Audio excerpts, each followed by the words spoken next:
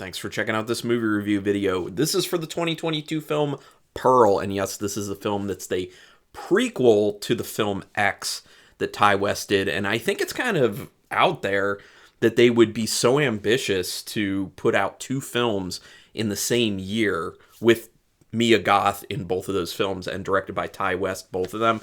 Obviously, this is an A24 film. I will say that this ranks like at the bottom of my A24 films. I'm not a huge fan of this film. There are a lot of great things, though, and like I do with these reviews, I'll point out what I really liked, I'll point out what I really didn't like, and you can come to your own conclusion, obviously. And always, you can make comments and tell me what you liked, what you didn't like, and you can do spoilers in the comments, even though this is going to be a no-spoiler review. Let's get into it. Directed by Ty West, who also did X, obviously, The House of the Devil, which I think may be my favorite of his films, Sacrament, Roost, In a Valley of Violence, Triggerman, and a bunch of TV episodes. He's done a lot of that. Written by Mia Goth, which is cool. I do think from a writing standpoint, it's not badly done. I think it's pretty solid. I think the dialogue's pretty well written, and I think this is Mia Goth's first time writing. So honestly, for a first-time script writing, really good in my opinion. Good job.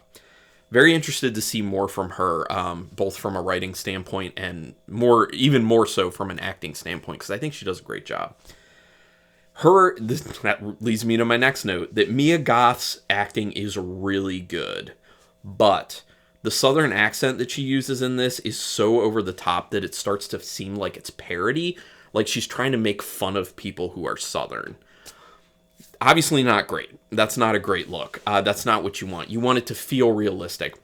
It doesn't always come out like that. I think it's when she's getting more emotional within the film is when it starts to like just play as ridiculous and over the top. And that's what I don't like about it. So, but overall, like, great performance. Synopsis. I'm not going to say too much because obviously if you've seen the film X, which I do recommend, I really did enjoy that one. If you've seen that, it is a prequel for one of the characters, for a very key character in the film to just kind of give you a look into part of her upbringing and how she ended up being the person that she becomes in the film X. So, yeah, I mean, and my problem, this is one of my big problems with this film and why it doesn't play great to me. This film would have been better if it was put out before X. Because if you've seen X, you already know who the character becomes. You already know a lot of what to expect in Pearl. You know, maybe not the exact events, but you know the turns that this character is going to take, basically. And for that reason, it's not shocking. It doesn't play as that interesting, really. It's just like, okay, I know what's going to happen, but what are the exact events? And to me, that's boring. You know, it reminds me of a Stephen King quote. All characters have a backstory and none of it is interesting. I think that's pretty much accurate. And it applies to this film. For me personally, I agree with Stephen King on that. Especially interesting characters like she was in X. I don't necessarily need the backstory. This is a very needless film. But if you are going to do this film, put it out before X. I think it would have more impact that way because at that point you don't know the character of Pearl at all. You don't know who this person is. You don't know where things are going to go. But having seen X, you know where this is going, basically. So it doesn't have that impact.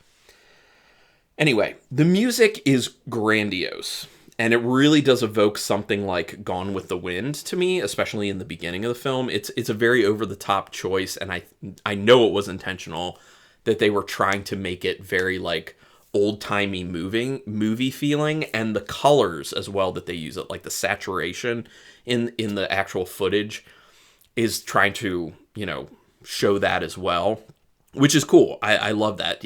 I feel like Ty West was really trying to make this look very much of its time, and I appreciate that. And that's why I say Ty West is a great director. He has a great eye. The cinematographer he works with, very good job. Cinematography, directing, great. The acting's really good in this. You know, there's a lot of really amazing technical stuff.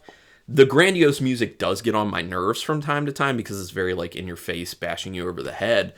But I understand the point of it. So it doesn't, you know, like I'm not mad at it for that reason. They managed to tie you to the time with something going on then that is very reminiscent of something going on now, which I think was an interesting way to kind of pull the audience in a little more and make this feel a little bit more personal. Because a lot of times when it's set in an older time period that probably a lot of people watching the film were not alive for, or certainly don't remember anything from, it's harder to kind of connect with that time. But this in particular thing that they throw in there, I mean, I'll just say it's not really a spoiler at all. It's the Spanish flu, basically. So, COVID, Spanish flu, that connection. So I think it's helpful. Great use of colors in conjunction with excellent cinematography. Like I said, looks amazing. Looks amazing. If you're just looking for eye candy, this is the film. It doesn't take too long to get weird, which I expected given the subject matter. Again, the character Pearl from X, it's going to get weird at some point. It doesn't take that long to start getting weird. I like when it gets weird in this film because that's what I was looking for. I want to see the development of this character, but it fell pretty flat to me, honestly. I think they could have gone a lot bigger with it. I think they could have gone a lot more shocking and interesting, and it was like they slow rolled it. It was very slow. The pacing was not good. Just not as nearly as interesting as it could have been. I like the use of existing structures to frame shots. That's another thing that rolls into the looking really good. Ty West uses a lot of existing structures to frame shots in very interesting ways. I'm always a fan of how that is. He did that in X, and he does it in Pearl. It's very cool. Love that aesthetic. They do a good job of showing how Pearl's personality in X was formed. Obviously, that's the point of this film, so that makes sense. It does take a while for the film to really get moving. And even when it starts to get moving, it starts to not move again. You're waiting for this moment where it's really going to pick up steam, and then it kind of goes at like a feverish pace, and it just never happens. And I found myself wanting that, and maybe it's just me, and that's fine, because I know there are a lot of people out there who really do like these much more kind of plodding, slower paced films, and that's great. It's just not my thing. There's something they show a few times in different states in this film, and it's used to reflect the gradual change in Pearl. I thought that was very interesting. I love those types of visual cues where they're being shown to you multiple times, and you have to figure out, why is this being shown to me multiple times by the director? Then if you think about it, you get it. And in this case, it is to mirror changes in Pearl, which I thought was very cool, a very interesting visual, and it worked really well. There's a long monologue towards the end, and it is way too long. It's the character of Pearl doing a monologue. It feels like it just keeps looping. Like she's saying different words, but saying the same thing over and over again, and it just keeps going and going and going. And like I said, her acting is really good, but you need to be delivering information to me. You need to be enriching the scene somehow with the actual dialogue. And it does to a certain point, and then once it hits that point, it's just repeating, and you're just kind of sitting there okay, we could have wrapped this up quite a while ago because you're not giving me anything new here. I get the point. We can move on. There is a pretty good gore scene in this. One, for the most part, the gore isn't that great, except for this one scene. The kills, not that great, to be honest. I was looking for something a lot better, but it is what it is.